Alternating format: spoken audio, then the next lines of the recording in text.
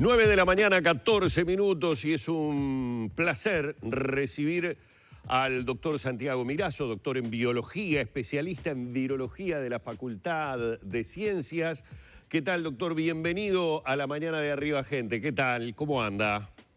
Buen día, buen día. Es un gusto acompañarlos. Espero que anden muy bien. Bueno, hoy voy a arrancar con algo que escuché desde la tardecita noche de ayer y hoy en la mañana era un tanto reiterado a través de algunos medios de prensa sobre la posibilidad. Obviamente todos estamos muy expectantes y las autoridades, ante todo, ante la posibilidad del ingreso de la variante Delta en el Uruguay. Pero la pregunta concreta es la siguiente, doctor. ¿Es posible que el hecho de que Uruguay ya tenga como cepa predominante la P1 pueda debilitar la agresividad que pueda tener el ingreso de la Delta en nuestro país? En realidad, Humberto, lo que puede ocurrir desde el punto de vista teórico esto es que cuando una variante es tan transmisible como la P1 y tan dominante, la competencia entre las dos puede hacer que la variante Delta se retrase un poco más su dispersión en el país. Es eso lo que puede ocurrir. No debilitarse, pero sí en un escenario de competencia, claramente la ventaja la lleva la P1 porque es la que está más distribuida. Y qué tanto demore la Delta en dispersarse va a depender mucho de qué tanto más transmisible sea la Delta que la variante Gamma o P1. Hay algunas evidencias que sugieren que la Delta es aún más transmisible que la P1, pero en un contexto en el cual la P1 está tan asentada, seguramente la dominancia de la Delta se retrase un poco por este factor. Ahora, Santiago, esto podría querer decir, de acuerdo siempre a lo que ha sucedido en otros países, que aquellos países que no tenían la P1, es decir, que su cepa era muy inferior en cuanto a la transmisibilidad que la Delta fácilmente encontró el campo fértil para transformarse en predominante, pero que aquí en Uruguay, aún siendo tal vez más transmisible que la P1, cosa que creo que todavía exactamente no sabemos, podría llegar a no terminar siendo la dominante o definitivamente llevarle mucho más tiempo. Es decir, que en ese sentido deberíamos, entre comillas, digo esto por Dios, pero para que se entienda, como que agradecer que nuestra cepa predominante tenga el nivel de transmisibilidad que tiene. Bueno, sí, porque estamos en un escenario malo respecto a la transmisibilidad. Digamos, ya veníamos en un piso muy alto de transmisibilidad, entonces probablemente no ocurra lo que ocurrió en otros países que tú comentabas. Reino Unido es un caso paradigmático en el cual la variante Delta barrió literalmente con todas las otras variantes, incluyendo la alfa, que era en ese momento la dominante. Este tipo de competencia, Humberto, que estamos conversando, se está viendo actualmente en Estados Unidos. Y un poco para tener idea de lo que está pasando ahí, la variante Gamma tiene un 16% de frecuencia y la variante Delta tenía hasta hace un mes un 22% y sin embargo hoy la Delta ya asciende a 40% y la Gamma se estancó. No quiere decir que lo mismo vaya a ocurrir aquí porque la P1 es absolutamente dominante, pero probablemente a la larga la variante Delta termine dominando el escenario epidemiológico del país y del mundo. Y va a ser mucho más retrasado seguramente en el país por esta variante P1. Pero la situación que teníamos previo a la P1 era muchísimo peor de lo que tenemos hoy ante la eventualidad de la entrada de la variante Delta. Eso es desde ya así por la P1, factor negativo, pero que a la larga fue positivo por lo que vos comentabas. Y después por la vacunación. En los países que están sufriendo más el embate de la Delta, con seguramente las olas más grandes que han tenido en esta pandemia, Uruguay tiene vacunación y en eso va a ser una barrera bien importante. Claro. Ahí está, Santiago, buenos días. Mi pregunta es, hace unas semanas hablábamos mucho de las variantes, ¿no? Y de la alta circulación comunitaria que podía producir, mezclado con la vacunación, podía producir, digamos, variantes más resistentes. ¿Ese es un riesgo para Uruguay? Es decir, que llegue la Delta con la predominancia, como ustedes decían, de la P1, con vacunación y que se pueda generar, digamos, una nueva variante más resistente a todas estas barreras? Bueno, la emergencia de variantes seleccionadas específicamente para escapar a las vacunas no es un proceso frecuente en los virus, así como se generan bacterias resistentes a antibióticos. En el caso de los virus, la generación de variantes específicamente resistentes a vacunas no es un proceso habitual. Lo que sí puede ocurrir en aquellos países de altísima transmisión comunitaria y en un mundo de inequidad respecto al acceso a las vacunas, así como surgieron variantes de altísima transmisibilidad, pueden aparecer variantes que eventualmente escapen a la neutralización por las vacunas cuando se enfrenten a una población vacunada.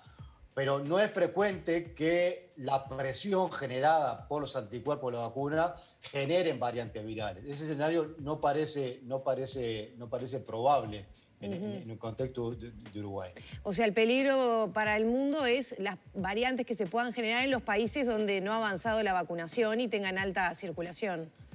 Esa es la gran espada de Damocles para controlar esta pandemia a nivel global. Ningún país va a estar a salvo hasta que todos estén a salvo. Lo estamos viendo día a día, lo que está ocurriendo en Reino Unido, con altísima cobertura de vacunación, con una vacuna, hay que decirlo, AstraZeneca, y un poco también previendo lo que pudo ocurrir en Uruguay, una vacuna AstraZeneca que se reduce la efectividad hasta un 60%, o sea, tiene una efectividad de 60% con esta variante Delta, y de hecho en los países europeos los que están teniendo mayores problemas con los contagios son los que tienen vacunación con este tipo de vacuna, con una efectividad un poco reducida. De hecho, Israel, que vacuna con vacuna Pfizer, Estados Unidos, que vacuna con vacuna Pfizer, están controlando muy bien el aumento de casos por Delta. Sin embargo, Holanda y Reino Unido no.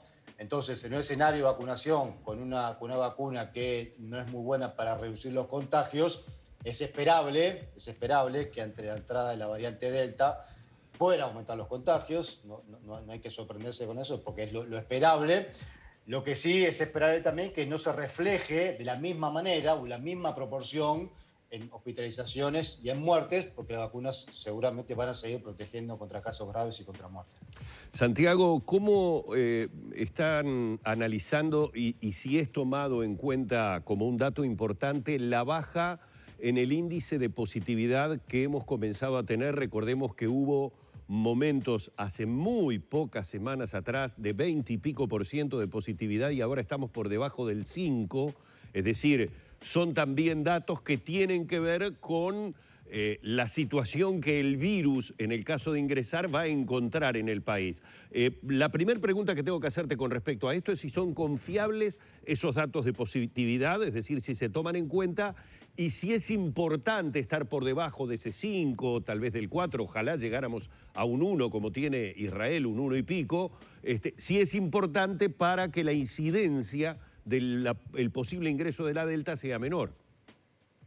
Es crucial, Humberto, es crucial. Y digamos, los valores que estamos viendo hoy en cuanto a la baja de los casos son consistentes ya desde hace varios días. Realmente es una alegría ver estos datos con todo lo que ha pasado. Sigue falleciendo personas, obviamente tenemos un alto número de casos, todavía no estamos en verde, que es a donde queremos llegar. Lo importante, Humberto, es recuperar aquellas herramientas que lograron mantener a raya la epidemia durante 2020, que es el famoso Tetris, que tanto se ha hablado y hoy volvemos a hablar porque estamos muy cerca de lograrlo, o hacia eso tenemos que ir, que es aquello de testear, rastrear los contactos de los positivos y aislar los contactos de los positivos. Esa herramienta fue la base para que Uruguay fuera un caso de éxito en el 2020, que después el 2021 se perdió. Entonces, si lográramos avanzar en la cobertura de vacunación, sobre todo en las personas más jóvenes, que son las que están menos cubiertas, y lograr llegar a recuperar ese Tetris en el corto plazo, el impacto de la variante Delta obviamente va a ser o menor o se va a retrasar mucho más porque tenemos ese plan de contingencia ante la dispersión de la variante Delta. No es lo mismo que entre una variante Delta con una positividad arriba del 8 o el 10%, eso implica que un alto porcentaje de los casos positivos no los estamos detectando, que ingrese en un país con un sistema de Tetris establecido, con una positividad por debajo del 5%, quiere decir que los casos positivos que se pierden son pocos, y además con la población joven que más se mueve que mayor movilidad y actividad tiene con más alta proporción de personas vacunadas. Ese es el escenario ideal para enfrentar una carrera contra la variante Delta. Santiago, volviendo un poco a la pregunta anterior de la efectividad de las vacunas, ¿no? Y los países donde está circulando más la Delta, que habían vacunado con AstraZeneca, ¿qué pasa con la Sinovac, que es la mayoritaria que se está dando en nuestro país? Bueno, es la gran pregunta, ¿no? Es la gran pregunta. Claramente es una vacuna, insisto, que para reducir los contagios no es muy buena. Igual, de todas maneras, ese es el objetivo secundario de la vacunación. El objetivo primario es reducir hospitalizaciones y muertes, eso es lo primero.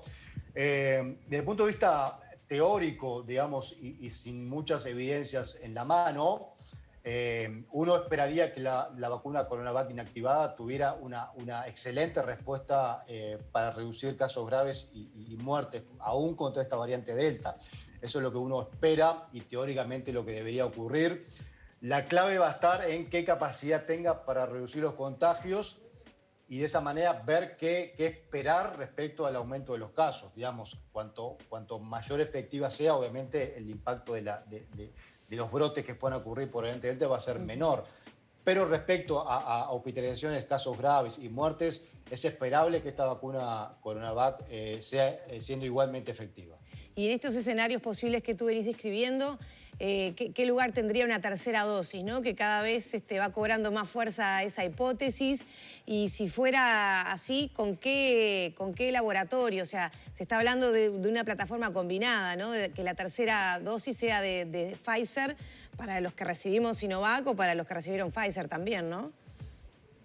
Sí, bueno, respecto a la segunda parte, la tercera dosis con Pfizer, la FDA acaba ayer de rechazar una propuesta mismo de Pfizer para una tercera dosis en los países vacunados con Pfizer.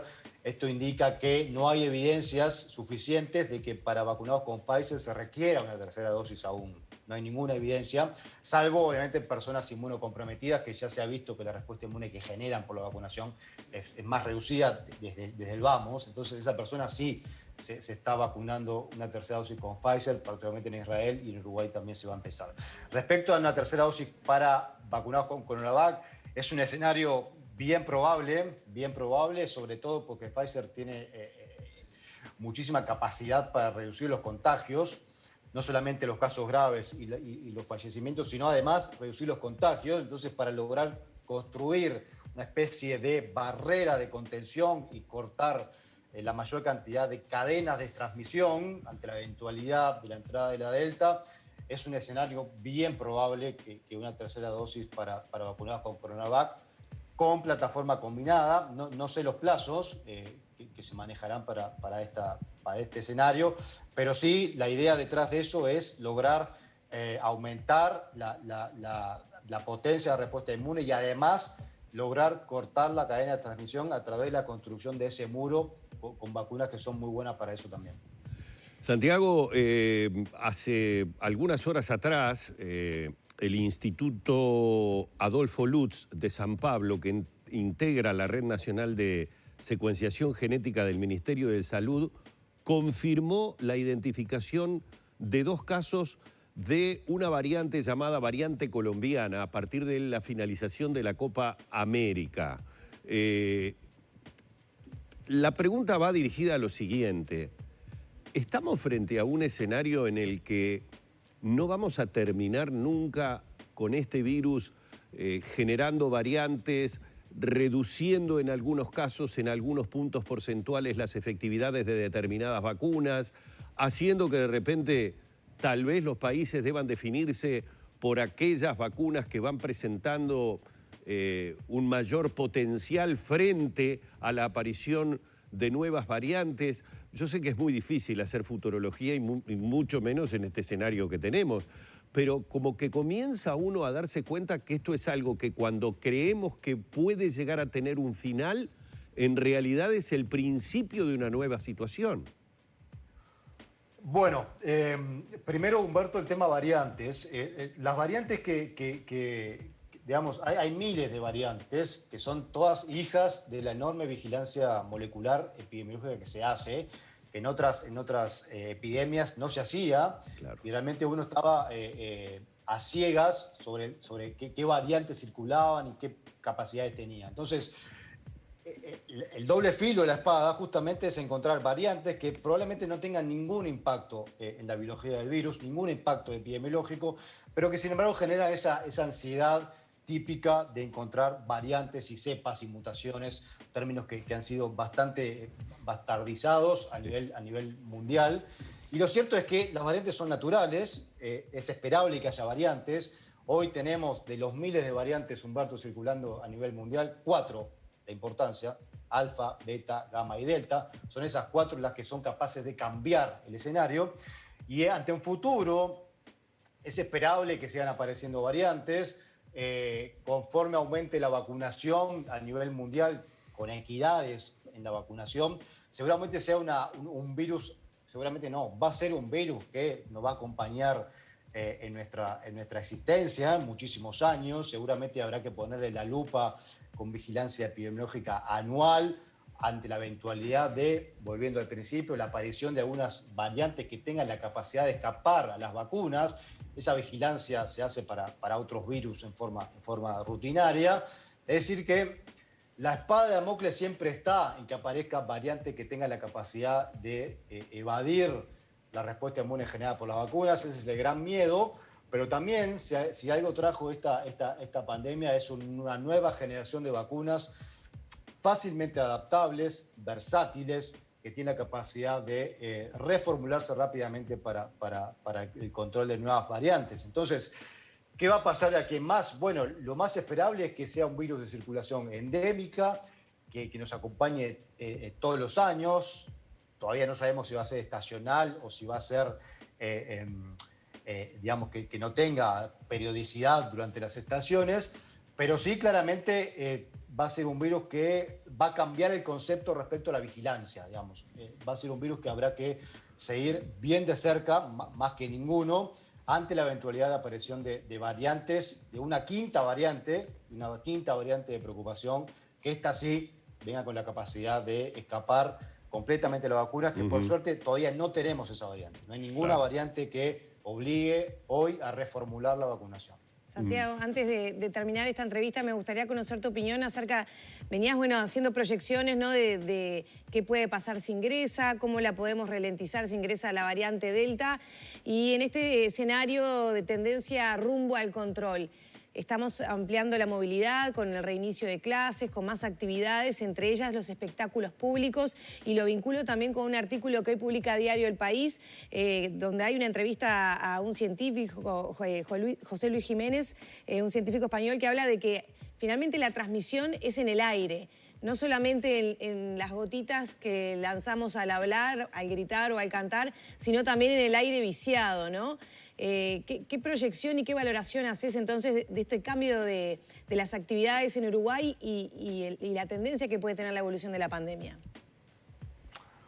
Bueno, a ver, son decisiones que se toman a nivel político. Yo creo que hay actividades de mayor riesgo que otras, eso es claro, es evidente. Hay actividades, apertura de actividades que no implican un mayor riesgo para el aumento de casos.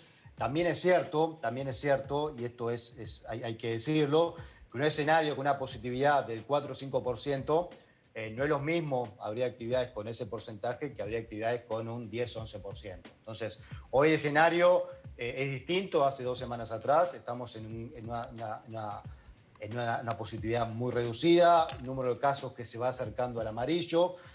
Estamos volviendo al Tetris, y ese Tetris es fundamental para acompañar la apertura de actividades. Entonces, quiero decir, podemos empezar a pensar en abrir algunas actividades de bajo riesgo, no pensar en actividades de muchas personas aglomeradas o en actividades en espacios cerrados, pero sí todas las actividades tienen que estar protocolizadas, los protocolos tienen que cumplirse. De hecho, el disparo de la ola que tuvimos allá por octubre-noviembre claramente fue asociado a incumplimiento de protocolos de toda índole, no hay que indicarle, digamos, la responsabilidad a ninguna actividad, pero claramente hubo ruptura de protocolos. Es ideal que esta vez no vuelva a pasar lo mismo.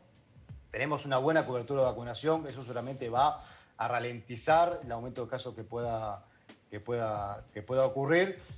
Pero claramente el escenario que tenemos hoy de apertura de actividades debe ser, empezando por la de menor riesgo, pero claramente la vacunación y volver al Tetris van a hacer que esas actividades no aumente el riesgo y los casos no se nos disparen, porque tenemos justamente la posibilidad de acceder a ese Tetris que tanto quisimos llegar.